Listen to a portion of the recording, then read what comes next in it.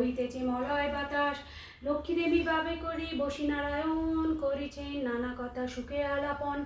হেনকালে বিনা করে আসে মুনিবর, নারায়ণ সাক্ষাতে কহিলা বিস্তর।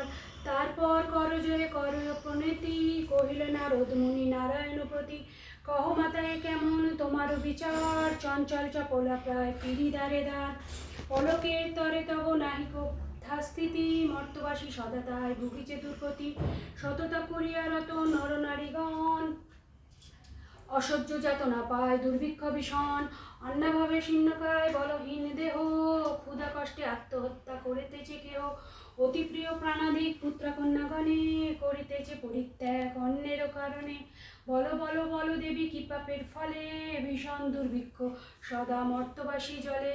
কমলা ব্যথিত হয়ে দুঃখিত অন্তরে, কহিলেন অতঃপর ক্ষুণ্ণ মুনিবরে। নরনারী দুঃখ পায় শোকের বিষয়, দুষ্কৃতের ফল ইহা জানিবে নিশ্চয়।